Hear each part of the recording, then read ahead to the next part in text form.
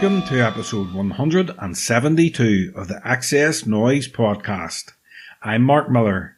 Thanks for listening. In this episode, I speak to acclaimed songwriter and former Manson frontman Paul Draper to discuss his upcoming live shows to celebrate the 25th anniversary of iconic Manson album 6. If you missed the previous episode, I spoke to Peter Hooton and Keith Mullen from The Farm, so check it out. And if you like the podcast, please subscribe on your favourite listening platform, give us a rating, and leave a comment. To celebrate the 25th anniversary of 6 in April 2024, Paul Draper and his live band are hitting the road, playing venues up and down the UK. For these very special headline shows, Paul is playing in full the iconic album by Manson, the group he led and fronted until their breakup in 2003. In this interview, Paul discusses the live shows, his 2 upcoming solo albums, and lots more. So sit back, relax, and enjoy the XS Noize Podcast with Paul Draper.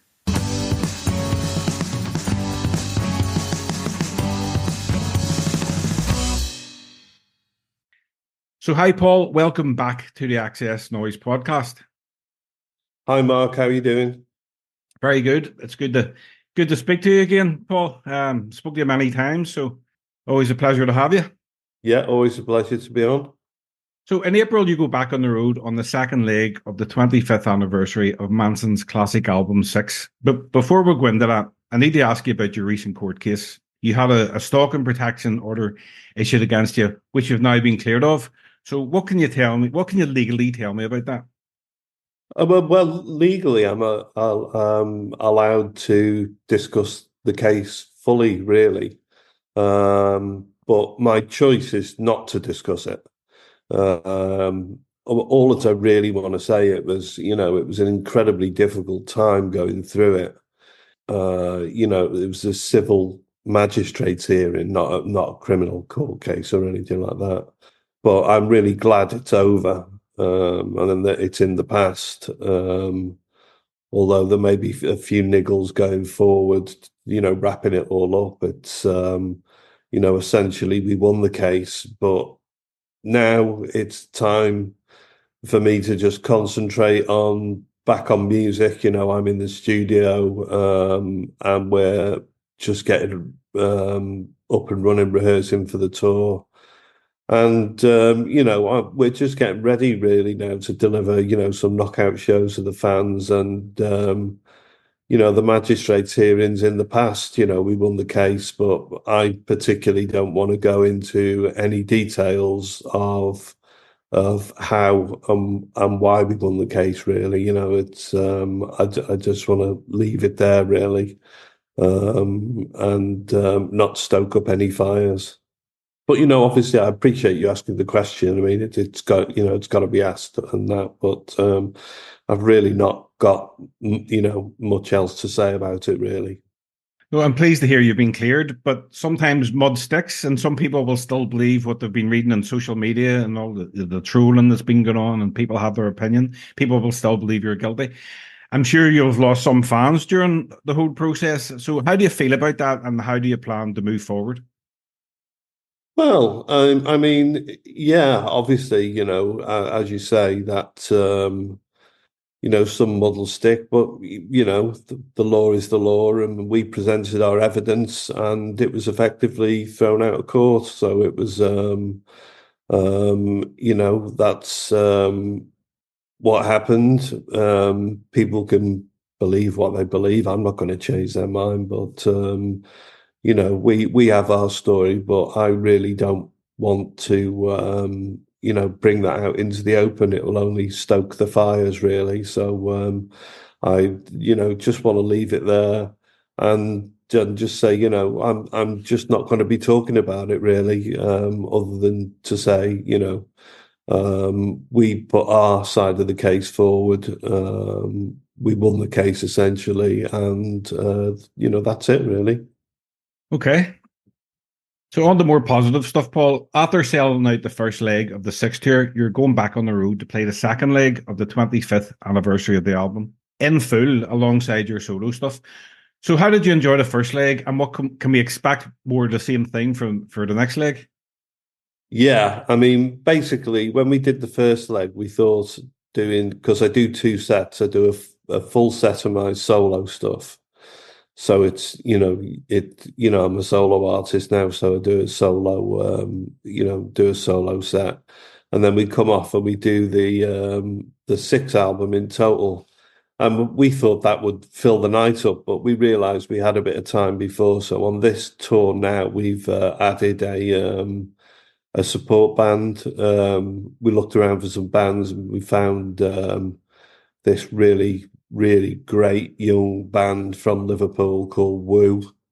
I went to see them practice, discussed the tour with them, and this is going to be their first UK tour, although they've done lots of shows around around the Liverpool area and stuff, and they're definitely going places. They're the best band that I looked at, and so we've added that to support act to the show. So it'll be a packed night, that's for sure.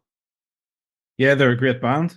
I've heard a few other tracks and they're really good, but they've only started putting the first few singles on Spotify now, so you can check them out. They're really good. Yeah, that's where I checked them out. So six is such a complex album. How hard is it to reproduce in a live setting? Oh, really difficult. I mean, it was it was mind-bendingly difficult in the first rehearsals, but we just kept at it and kept at it and kept at it until it sunk in, and we could do everything we could live, and then there's some of the sound effects and stuff we trigger. Um, we got some loop pedals going round for some of the guitar parts, and it's the most complex thing I've ever done. I would never do it again after this tour. So when we do this tour, that's that'll be the end of that being performed live. So it was good that we sold out the shows. It's good that we've sold loads of tickets to these shows, and it's really good that we've managed to do it, somehow, because it is so complex. But I think just repeated rehearsals, and obviously the technology now, we can trigger some of the little crazy samples and stuff along with the band. And P Dub, who's my co-producer in the studio, is out playing keyboards with us, and he's basically the musical director, and he takes care of all the sound effects and stuff like that. So it worked out great the first time. So I've no doubt now adding a support band will be great, and it'll be perfect for the night. I think we'll cram everything in. I spoke to you about the Six album a few times before in the past, but one thing I haven't actually asked you before was, what was it like working with Doctor Who legend Tom Baker on the album? Yeah, that was funny. We'd approached his agent to see if he'd do it, and he agreed to do it. And he turned up at the studio, and literally the first take that he did is the take that's on the album. However, for the live shows, we picked a different take that he did, with a few funny little moments in it, and so it's a slightly different take that he does for the live shows, but it's very, very good. I think after we'd done the session with him, the overdub session, the vocal session, we went for a pint with him, and the barman said, "What you having, Doctor?" It's funny. And he just literally, everyone in the room gravitates towards him. He was so well known then. I know he's a lot older now, but he's a very big character. Let's just put it that way. It must be amazing revisiting Six after all these years. The album has really stood the test of time. people still love it. People still talk about it. It's your masterpiece, isn't it? It divides opinion. Some people thought we should have done another more pop orientated album, but it was an experimental record. It was something that we just did without any thought of doing singles or of being commercially viable or anything like that. We just thought we'd do an experimental album, and it has stood the test of time. And it never surprises me that the new people coming on board who've heard it and discovered it and describe it as the dark side of the moon of the Britpop era. Always makes me laugh. And so it's it is what it is. It definitely wasn't an album that you could put a time on it. I mean, you wouldn't have guessed it was made in 1998 or 1997. But it's it has stood the test of time. People still really love it. I mean, the E team who do the social media, that they say that's the biggest questions always asked to them about Six. They're constantly getting asked about it. How did you do this? What's this? What's that? How did that happen?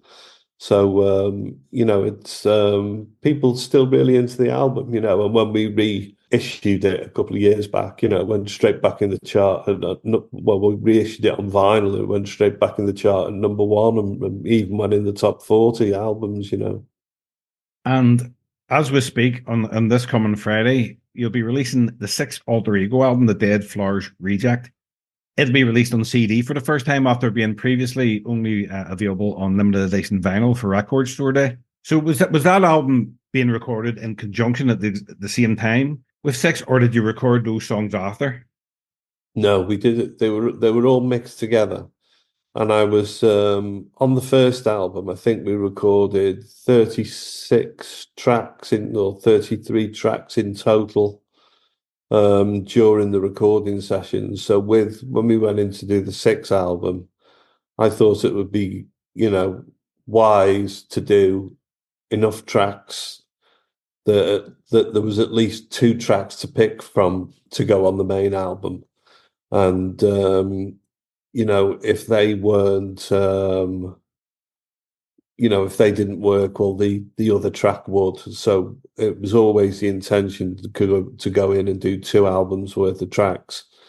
When I look back at it now, I mean, there's some tracks like Can't Afford to Die, What It's Like to Be Hated, When the Wind Blows. I mean, they probably should have gone on the sixth album. I mean, they're really great tracks, but as it happened, they came out on the EPs, but it was always my intention that I thought one day I'm going to put these tracks together and show them for what they are, an album in their own right. And that's what's happened, really. It's come out as an album in its own right, and we put it out for Record Store Day, and it sold out. So the record company thought, people really love listening to this collection of songs as a body of work. So, let's do a proper release for it. So the proper release is, on Friday. And, I've been into the record company last week because we did think, the first 100 sold. I'd signed them and stuff, stuff like that. So I'd done some signed copies, and it's it's out there, so you'll be able to just buy it in your local independent record store, I guess. Manson have released 4 albums, and I'm going to include Kleptomania in that. I'm going to mention each one, and can you tell me briefly what comes into your mind when I mention each one? Now, we'll forget about 6, because we'll talk about that. Attack of the Grey Lantern. Fear. Doing your first album and thinking, oh my God, is this going to be successful, or are we just going to be, a one album wonder? But, luckily it was successful.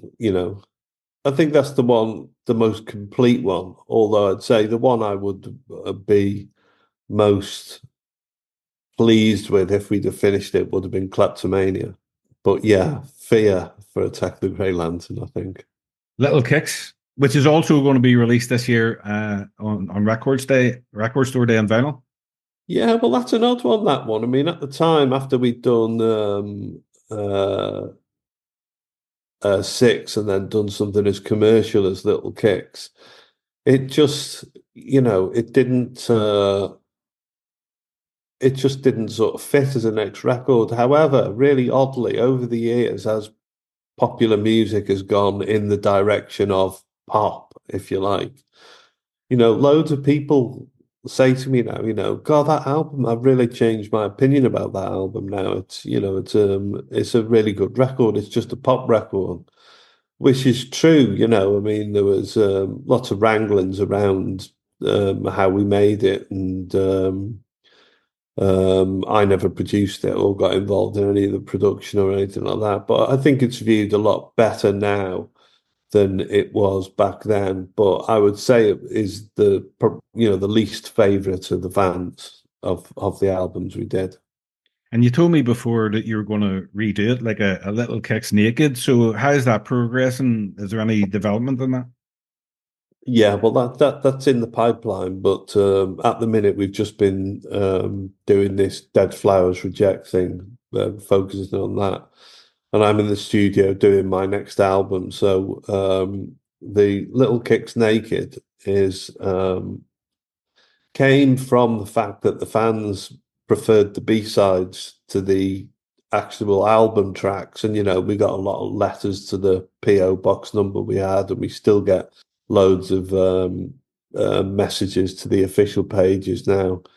And my thoughts on it is, let's put it out there to the fans in a poll, and just say, what are your favourite tracks that we recorded in that whole session? Because I think there's like another 10 or a dozen tracks that went out on the EPs that were all done in the session. And hopefully what we want to do is put together a record, which is all the fans' favourite tracks from them sessions, which will be essentially the guts of Little Kicks, but there'll be maybe 3 or 4 tracks thrown off it and 3 or 4 of the better B-sides. I mean, of the B-sides, I really like Black Infinite Space and Top of the Mountain, things like that. So we'll see how that project comes together, but it's definitely still on the cards. And last one, Kleptomania, which was released in a 3 CD set with the supposedly last album on the first. Do you ever think about going back and redoing any of those tracks? No, I'd never go back and redo them, but I think there will definitely be a reissue. I think possibly the way it will be reissued will that none of the tracks were mixed. You see, they were just where we'd sort of left them. But I think probably the tracks will be mixed up and put out. It was a 3D box set that the album come out on, but we will put it out as just a vinyl record on its own. So Kleptomania will be sort of finished. When I say finished, I mean mixed. And put out. It's not there's not really any more work to do on it or anything like that. It will just be some technical things where the mixing needs to be done properly, and we'll be able to put that out. And the fact just as a single album, and the fans always going on about that. They like to hear Kleptomania finished, or they like it in its rough form of the monitor mixes, or but that's a project that we'll get round to in time. If people want to understand Manson's music, and I'm talking about somebody who's never heard any Manson music before, what are the 5 songs that you would recommend that they should listen to? Oh God, that's a difficult one. If I was listening to this podcast now and I'd never heard of Manson, I'd go on Spotify and I'd probably check out the opening track off the first album, The Chad Who Loved Me. I'd probably check out Wide Open Space, that everybody knows. I'd probably check out Special Blown It off Six. I'd check out Comes as No Surprise off Little Kicks, and I'd check out Keep Telling Myself off Kleptomania, the first disc off Kleptomania. And that'll give you a rough idea of what we were about, I think. Good choices. Yeah, not all singles, but I think they're I could probably pick a different five, but they're the five that just sprung to mind immediately. In recent years, because of the reissues, the Manson reissues, it's been getting put out, the box sets and the vinyls. There's been a resurgence of interest in Manson's music, with a new generation discovering your sound. So, how does it feel to see your music have a lasting impact? Yeah. Really, really pleased. I mean, when they did these reissues, I never thought in a million years that the records would go to number one in the vinyl charts, re-chart in the top 40. The box set they did sold thousands and thousands of copies. We were just shocked, but there are, markets for these products, and as long as you believe in the product that it's worth putting out, it's amazing how you gain new fans from it. And people who had, say, Attack the Grey Lantern on CD in the 90s, they want to own it on vinyl now. So we don't, we don't put anything out as a cash cow. We think everything through properly and what the fans would want. I mean, on Spotify, we haven't got the complete catalogue up there, but we're putting it up bit by bit. So, for instance, when the vinyl of the Dead Flowers Reject comes out on Friday, that'll go up on Spotify as well. So if you're a Spotify user, you can check that album out. You can check it out there as well. Looking back on your time with Manson, what stands out as being the most memorable moment or experience in the band? Oh God, the first thing that comes into my head is playing Reading Festival, I guess. There's some clips on YouTube of us playing Reading Festival, and we had a huge crowd there. I think loads of plastic bottles were coming flying over at the stage, but then I think we won the audience over really well, and it was that sticks out to me as one of the great one of the great moments we did was doing the main stage at Reading Festival. That was really great. As a solo artist, you've released 2 albums, Spooky Action and Cult Leader Tactics. So how do you navigate the challenges of being the sole creative force behind your music compared to collaborating in a band like Manson?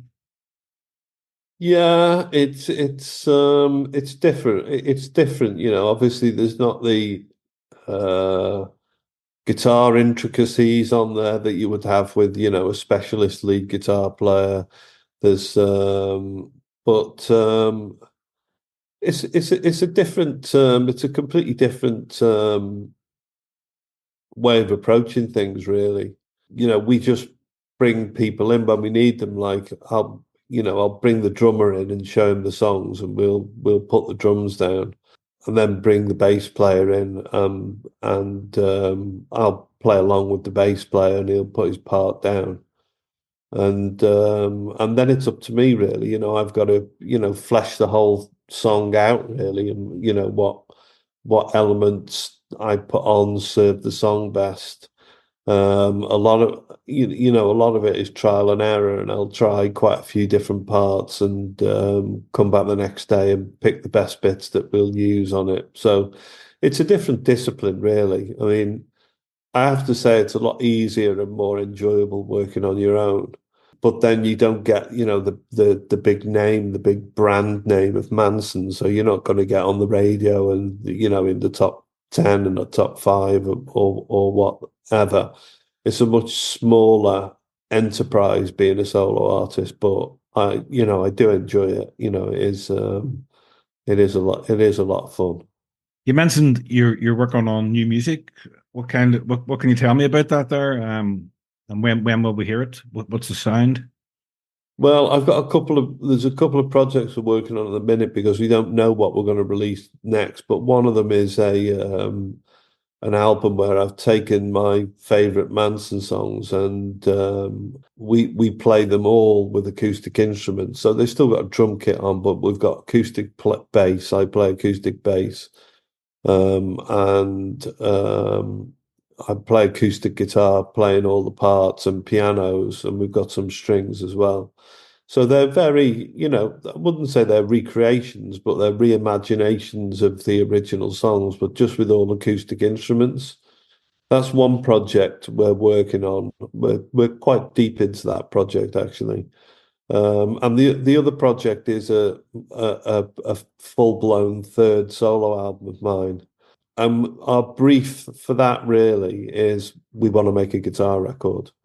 I mean, Cult Leader Tactics started out as was going to be a guitar record, but when COVID kicked in, I was sort of forced to do 3 or 4 electronic tracks because I was stuck at home, and I did them in my production room. So it became a sort of hybrid record of rock tracks and electronic tracks. So the next album, the third solo album, will be, a rock album. It'll be performed by me and my bass player and my drummer, So it'll be we've got 8 songs for it at the minute, and we've got one recorded. So that's early in its infancy, that, but I don't know what album we're going to put out yet. We're going to go into the studio and see how we get along and see what project, floats to the top, I guess. You always have interesting song titles, so can you sort of tell me any working titles at the moment you have for the new tracks? Well, yeah, the only one I can put forward as definite is the first track we've recorded, and probably provisionally the album title is "Sometimes You've Got to Dance with the Devil," and it's just about how you have to, from my point of view, bite your tongue and crack on working with the devils that might be out there, and just work through it and keep focused, keep focused on the music. And but barring that, we haven't got anything fixed at the minute. So the acoustic album could be out this year, or is it next year? Oh, my solo album will be next year, yeah. Whichever one it is, whether it's the acoustic album or the full blown third album, it'll be next year. Right. I like to ask my guests the following questions. If you could go back and relive one musical moment from your career, what would it be? And that's the experience, and again, because it was a great experience, or maybe you would like to go back and change something. Oh, if I could go back and change something, I would change putting Tax Loss out as a single and change it for a track off the first album called Disgusting. I think that would have changed a lot of things for us. It was a much more commercial track, and I think the first album would have taken off a lot more if we'd have put that single out. So that's the one thing I would change, I think. It did okay, the album in the end, anyway, didn't it? Yeah, I mean the album, yeah, of course, the album did great. It went to number 1 and stuff like that. But I think it could have, gone on and sold a lot more, and we could have become one of the bigger bands of that era, I think, if we'd have released different singles, So that's the one moment where I think, oh well, that was a turning point. That was. What song by another artist or band has had the most impact on you? Oh God. I don't know. I mean, it changes from time to time. I mean, my favorite song of all time is "In My Life" by John Lennon. And I used to listen to that as a kid, and the chord changes and how the hell you've only got 12 notes and 26 letters to work with, and how he could come up with something that incredible. Other songs that have blown me away you will always aim to even get in the same league of, or are things like, Wuthering Heights by Kate Bush. I remember when I was 12 years old, I absolutely loved New Year's Day by U2. I still love that now. I actually watched Zoo TV live from Sydney, Australia the other day on YouTube, and it's still one of their cracking tracks. Yeah, I love that show myself. I was lucky enough to see them perform Zoo TV in Dublin at the time. It was amazing. Still Yeah, I my went to favourite see show. I went to see Zoo TV at Roundhay Park in Leeds. It was a hell of a show. What album, when you listen to it, brings back the best memories for you? Oh, the best memories. Oh, probably Revolver by the Beatles. I mean, that was well, I was into the Beatles as a kid, but I had the red and the blue album that everyone had. So I just liked the singles and that. And then when I first decided, I think I was at a market and there was a vinyl store there, and I bought Revolver and took it home. I must have only been 10 or 11 years old, and it literally blew me away. I thought it was the greatest thing I'd ever heard, and I still think it's probably the best album ever made today. But there's quite a few albums that I really love. I love Violator by Depeche Mode. I like Acton Baby by U2 as well. I like The Kick Inside by Kate Bush.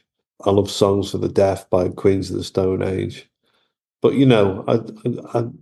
I tend to not listen to new stuff, but it's very difficult to find a new great album now. I think Fontaine's DC is a band, one of the newer bands that I really like. I really like them a lot.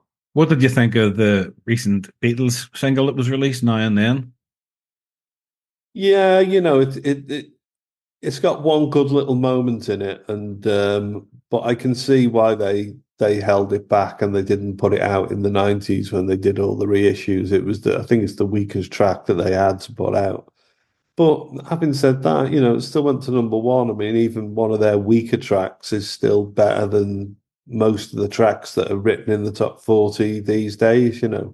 So when I first listened to it, I didn't think much of it, but then I listened to it a few times. I thought, oh yeah, there's a nice little melody movement there, and I just focus on that nice little bit. So not the greatest thing they've ever done, but I still think it was a decent enough track. Probably the Beatles could have signed off with a slightly better track, but it's still a decent track. Yeah, I like it. It's an earworm. So, Paul, what's left on the musical bucket list? What's your ambitions going forward? Well, I mean, I don't look too far ahead really because you're just sort of so lucky to just keep being able to make music professionally in the industry. My real focuses are just on these studio projects that we've got once I finish the tour. So I tend to just look at one thing ahead at a time. So at the minute, we're totally just focused on doing this tour. And when the tour's finished, we'll be then back in the studio looking at these albums we're toying around with at the minute and scratching our head with. And so I don't have a master plan or anything like that. It's just a case of, one thing at a time, really. And how much are the ex-members of Manson involved in these releases? I don't think they are really. I mean, I don't get involved much at all with the Manson re-releases, to be honest. It's the record company put them out, but they treat the catalog with a lot of respect. They're not just milking it and just throwing out albums. They're doing limited edition releases, and the thing is, there is a big shout out from the fans that they want the original albums on vinyl. So I'm happy for them to reissue the albums on vinyl, but my involvement in what goes out, when it goes out, is, very limited, really. I don't have anything to do with that. I just focus on slotting my solo stuff in between it, really. So, Paul, that's me done. Is there anything you'd like to mention before we wrap up?